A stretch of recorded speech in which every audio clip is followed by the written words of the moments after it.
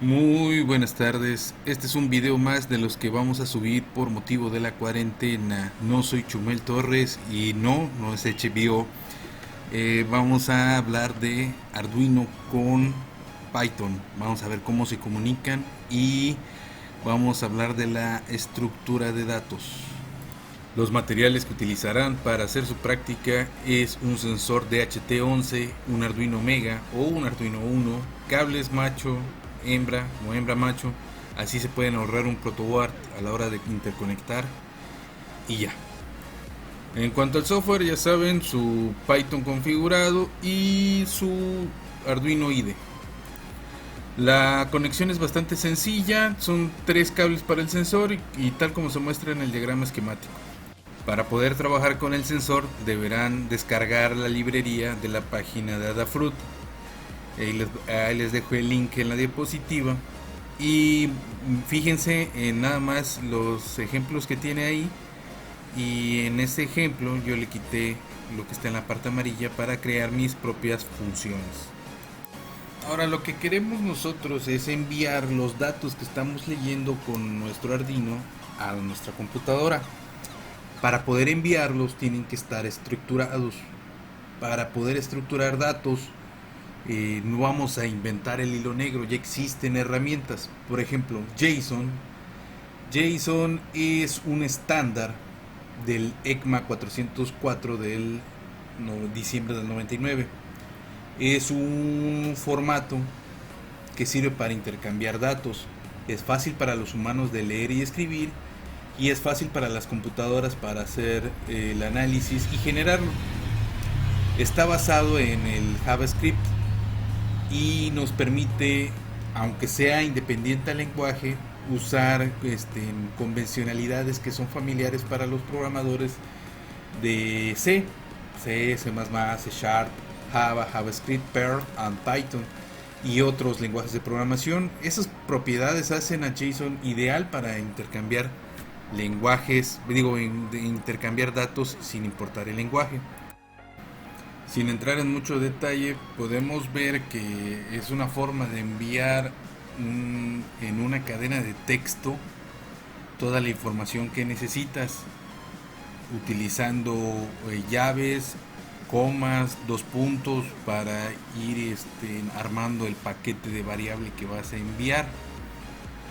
Entonces, así es como funciona el JSON, la estructura de datos. Se puede utilizar para descargar información de una base de datos, para cuando te contesta las APIs de Google. Por ejemplo, tú puedes utilizar las APIs de Google, haces una petición, te devuelve una cadena de datos y tú procesas esa cadena de datos como un JSON porque es mucho más fácil. La información que quiero enviar del Arduino hacia la computadora la estoy armando con una función de JSON que bajé de la página Arduino con JSON para hacer la estructura de datos. En esta estructura de datos tengo una etiqueta que se llama sensor. Dentro de esa etiqueta le puse que el sensor se llama DHT11, un ID. Yo le asigné el ID como el 01. ¿Es por qué se hace esto? Porque puedes tener varios DHT11 para medir temperatura y humedad de varios lugares. Una etiqueta que se llama status, donde por default es OK, y si ocurre un error va a ir marcándote el tipo de error, si no pudo leer temperatura, si no pudo leer humedad. Y otras dos etiquetas, temperatura y humedad, donde por la función del ejemplo les pongo en esa etiqueta, en ese valor, el valor de la temperatura y de la humedad. Después de eso se arma el paquete JSON y se envía por el puerto serial cada 2 segundos. Eso es lo que hace mi función. En esta diapositiva podemos observar cómo se ve la cadena de datos armada. Se ve que dice sensor, dos puntos, DHT11, ID 01, status OK, temperatura. Y si se fijan, la temperatura no está entre comillas, por lo que se está tomando como un valor decimal.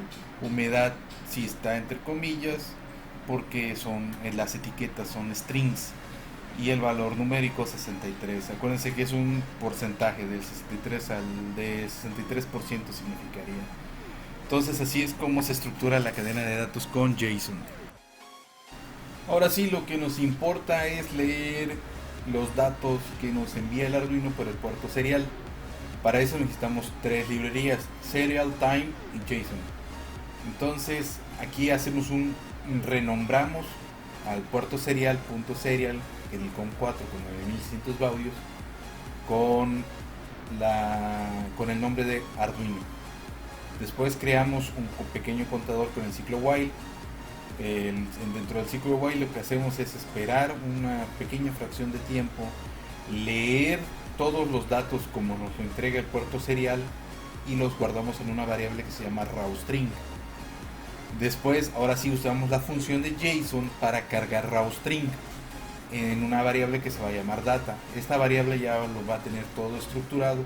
Entonces, si nosotros queremos leer el tipo de sensor, nada más ponemos data y entre los apóstrofes sensor y nos va a dar el valor status y nos va a dar el status ID, nos va a dar el ID. Entonces continuamos con nuestro programa y cuando nosotros hacemos un if else, nada más vamos a poner if status es ok, o sea, si está bien la transmisión de datos, temperatura va a ser guardado y humedad y también van a ser desplegados en pantalla. Si no, te va a desplegar error al leer el sensor. Incrementamos el contador y al final del ciclo while pues solo queda cerrar el COM, el puerto serial, y hasta ahí es nuestro programa. Para finalizar les voy a mostrar cómo quedó en mi computadora el programa funcionando. La conexión es por el cable USB y aquí es la toma de mi pantalla. Todo ejecutado en Python y con el command prompt ejecutan su programa de Python. Ahora, para finalizar, les voy a agradecer su atención y decirles que en el próximo video vamos a graficar en tiempo real, vamos a guardar los datos obtenidos, conectar múltiples sensores, vamos a ir subiendo la complejidad de los trabajos. La idea es que cada sensor sea declarado como un objeto. En programación orientada a objetos es el sensor y las funciones que tiene, y que una de esas funciones sea graficar en tiempo real. Esas son las fuentes que utilicé para realizar este trabajo. La mayoría de ellas son la librería de GitHub, la librería en GitHub de Adafruit del sensor DHT. Alguna información la bajé de json.org y la librería arduinojson.org. De ahí pueden bajar a la librería para que sepan cómo armar sus paquetes de datos y con la información que ustedes deseen que tenga. Python es una herramienta muy poderosa para los ingenieros mecatrónicos, aparte de que se usa con ROS, que es el Robotic Operating System, que les permite conectar sensores y trabajar en red y muchas funciones muy interesantes. Hay muchas librerías. Yo no estaba tan involucrado en esto hasta que dos alumnos con los que trabajé en la residencia me mostraron lo que podía hacer Python. Entonces me dediqué a aprenderlo y hoy comparto esto con ustedes. Los alumnos que me indujeron al uso de Python son Yair Álvarez Quijano y Eri Pistechan, los cuales acaban de titular, y enhorabuena, felicidades a ellos y muchas gracias a ustedes por su atención. Eso es todo, muchas gracias.